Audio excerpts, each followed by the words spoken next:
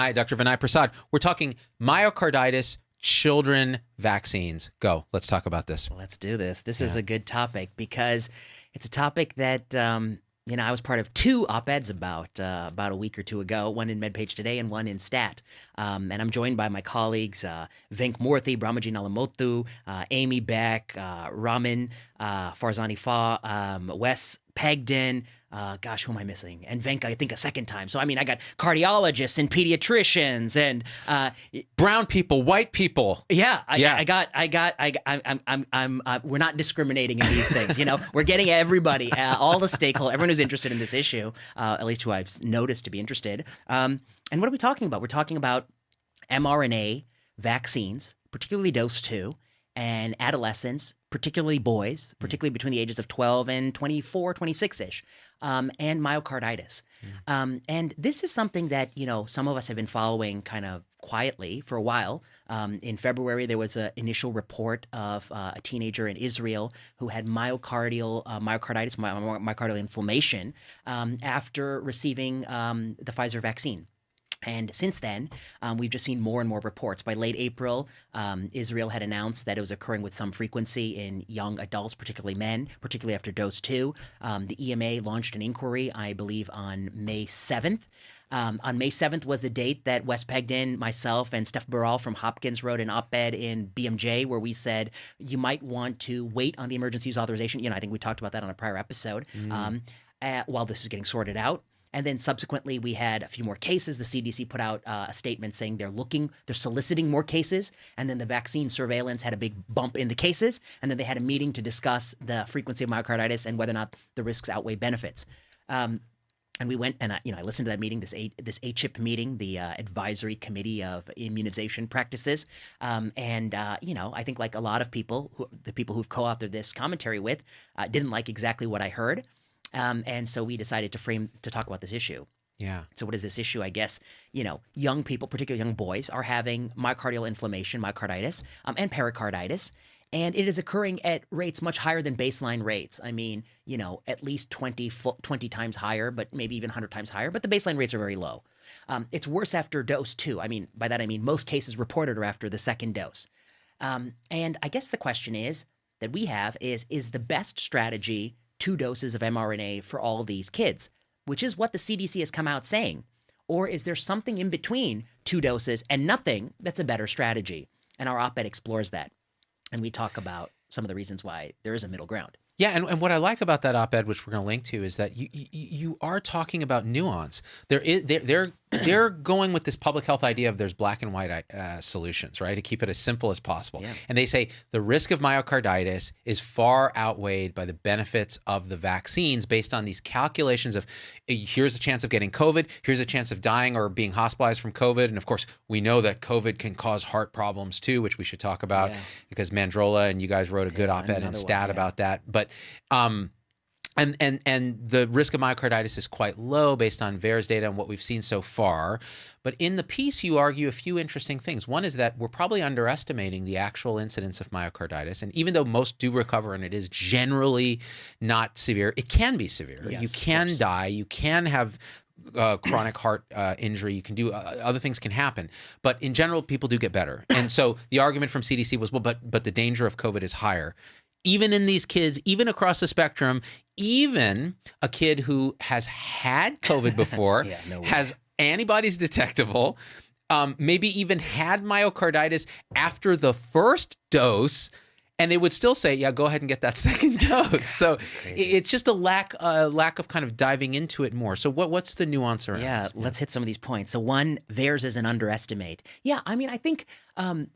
Actually, before I do that, I want to say one point about what people were saying. There were people who said at the date of the EUA that we know this vaccine is safe and there will be no safety signal at all. They said that confidently. And we said, Wes and I and Steph, that you don't know that safety signals vary based on age and you might have a safety signal. So the mere fact we're talking about this, I think suggests that some people don't know what the hell they were talking about, which is something that I sincerely believe. So you know who you are. You were wrong. You said it was totally safe. This is a safety signal you didn't anticipate. Yep. I saw it coming because I follow the Israeli news, thank goodness, because people send me things. Okay, VAERS.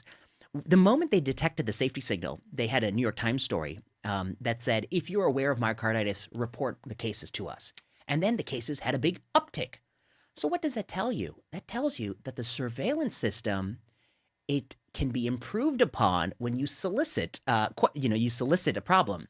It's not a perfect surveillance system. It's a voluntary reporting surveillance system. And those kinds of surveillance systems are so easy for the doctor who sees a myocarditis to say, this can't be, I've never heard of this being linked to a vaccine. Never heard of it. Not going to report. Not going to, yeah, of course. It can't be linked. It must be just the run-of-the-mill, random myocarditis. Sometimes it's idiopathic. We don't know the cause. And so that's what happens. But then when they tell you, well, hey, we're hearing reports that it might be linked, and then all of a sudden, you get 200 new cases, it tells you that it's not a perfect surveillance system. So that's an important point. Right. And it can go the other way too, right? So people can over-report thinking, miscarriage was due to vaccine, but there's no increase in rate relative to the background population. So it's a mixed bag. I mean, like a nocebo effect, like if you plant something in someone's mind, it can be the other way. It can overestimate as well. Right. But you're not going to get placebo cases of myocarditis. Correct. So this is a diagnostic. They have diagnostic criteria for it. Yes. So these are real myocarditis cases. They just were only associated with vaccine after New York Times raised awareness about it.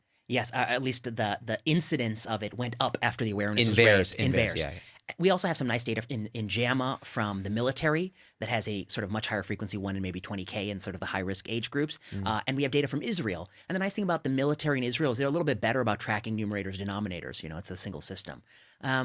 Okay, so that's one point. The second thing about myocarditis, yes, it's a stochastic idiopathic side effect. What does that mean? It's idiopathic. It happens to people at random. The kids it's happening to, they can be healthy or they could have medical problems, but it's just occurring at random. We don't really understand who it's occurring in or not, but it doesn't seem to be linked to known risk factors for anything in life. It's a stochastic adverse event. That means it happens with some sort of randomness to it. And that means that, yes, people can say most cases are mild, most cases self-resolve. But like all stochastic events, by chance alone, some cases won't be mild and some cases will be severe. And we already see that with the case report, the first case report in the pediatrics case series, the journal Pediatrics, where the child in that case report had appeared to have AV nodal block and had a junctional escape rhythm. So suggestions affecting conduction. And then there's going to be some ongoing CDC attempts to ask if some children who passed away from sudden death, if that was linked to myocarditis or not. I don't know if it is or isn't, but it's something to be explored. It's too early to say that it's only always mild. Yeah. I think that's a misnomer. Yeah. There will likely be some kids with, ventricular dysfunction, diminished ejection fraction, and okay, so then we're gonna talk about the risk benefit. But if you're really talking about like a 15-year-old who had COVID and recovered, got one dose, and then got the second dose, and then has myocarditis and has some diminished ejection fraction, I would argue that 15-year-old had a disservice by getting 2 doses of mRNA after having recovered from COVID. That just doesn't make sense. Doesn't make sense. Doesn't pass the common sense test. Now, one thing you mentioned is that there's stochastic and idiosyncratic components to myocarditis. Yes. So you don't know which kid's going to get it. There's no predisposition beyond being male, perhaps, and being in the age group. However, with COVID infection, Correct. That's a key difference. there is a very clear predisposition. If you have pre-existing conditions, including obesity, you're more likely to be hospitalized or very sick with COVID. Now, it's not true of MISC necessarily. Correct. That's also an idiosyncratic thing. Yep. Right. But you're making a really good point, which is the CDC, they debuted this like model, and their model says a few things. They say, let's assume that in the 120 days prior to the end of May, that rate of COVID persists into the future. Which it didn't, actually. It's much lower now. So that's one erroneous model. Yeah. But let's assume that rate persists in the future. Let's assume that hospitalization rate persists in the future. And let's ask, what if the kids get 2 vaccines versus 0 vaccines? What's the risk benefit? And of course, and let's assume that the numbers we have are perfect accuracy numbers of myocarditis that we're not underestimating. And by that assumption, they show, even at young ages, it is better to get 2 than nothing, assuming their rate of myocarditis and assuming the past rate of COVID spread. But so we immediately call those into question. We said, well, let's assume something rate closer to the Israeli rate, which is higher. Okay, let's assume that instead of 2 doses, you ask, what's the value of getting the second dose for somebody with 1 dose? We know 1 dose provides a great deal of protection. Perhaps even the vast majority of protection comes from the first dose. The second dose might add a little bit to that. And so we did this analysis. Wes pegged and led it. He published it in Medium. And it shows the analysis tips. Like very quickly, by altering those 2 conditions, it shows it's actually kind of unfavorable in those groups. And he didn't even alter the rate of COVID in the population, which is actually dropping, which will make it even more unfavorable. And then your point is another astute point, which is that why is this one size fits all? Men and women, kids with pre-existing conditions and those without, and those who are obese and those without, we can have some personalization here. Maybe it makes sense to get 2 doses if you have underlying medical conditions and you're 17 years old, but maybe if you have recovered from COVID or you never had COVID but you're a healthy 12-year-old, maybe just 1 dose is sufficient. What do you need that second dose for?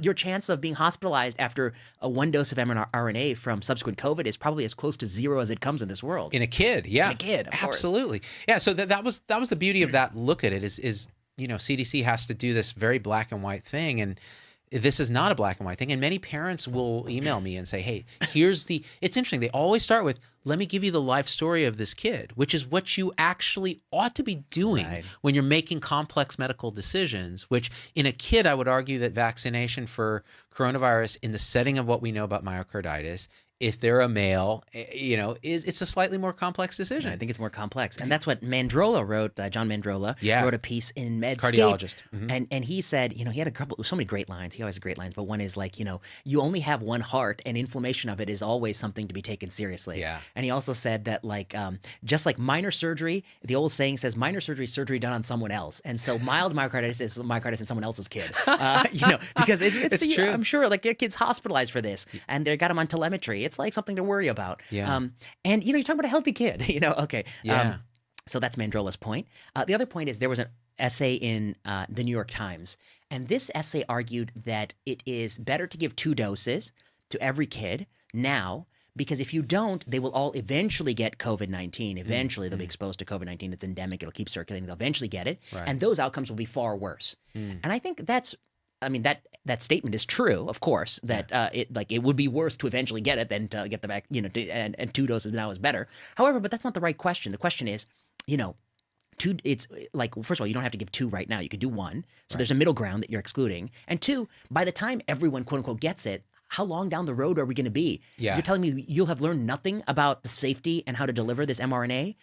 One possibility is that the dose in micrograms of the mRNA construct, it's high. It's high. It's the adult dose that's being extrapolated, 12 to 15. From 11 to 6, they're using a third the dose. And then my understanding is they're using 1/3 of that in the less than in the 5 and below age groups, or less than 5. Maybe there's some dose dependency here, and that we can quickly do a couple of studies to show that you can get away with giving a lower dose, and maybe this idiosyncratic reaction is lessened. Maybe it's not. I don't know the answer if dose is driving it, but I certainly think it's something that you ought to explore with vigor before you conclude it's either 2 at this dose or nothing. That to me strikes me as odd. Yeah, and again, there's an absolutism, I think, in public health messaging about this. All these kids should get the vaccine, 2 doses. There's no nuance, no room for nuance, no room even to accept parental concerns. Yeah. This is has been historically the realm of the anti-vaxxers, like my kid, my choice, my whatever, right? But the truth is, it should always be that. But we have more data for certain vaccines, more understanding of the communal benefit. In this case, the community benefit, which you can't ignore of vaccinating against coronavirus, there is a community herd immunity benefit, but it's pretty small, I think, with the kids component. I think you vaccinate all vulnerable adults, most adults, as much as you can, you're going to have 95% of that benefit. And you didn't even have to vaccinate the kids. Now, of course, I agree with you. You know what I mean? It's kind of like we're dealing with incremental stuff, and then the only question is, what's the harm? And the harm is, we've talked about. There's not even just the harm of myocarditis. There's the harm of the kids getting side effects of the vaccine, the usual, my daughter was out for a few hours complaining in status dramaticus, and I gave her some Tylenol. She got better, right? And I made the very conscious decision, 2 doses for her, because she is a female. And we are planning to travel, and Hawaii has vaccine passports now, and she wanted to get the full dose because her parents' friends won't let them play without masks unless everyone's vaccinated. So you see the complexity of it. Yeah. Is it a pure medical decision? No. Is there a component of emotional hassle, practicality? But I did know the statistics, and I said, well, the chance of something bad happening to her and the benefit to her is higher. Some of the dose directly treats the brain of the parent's friend.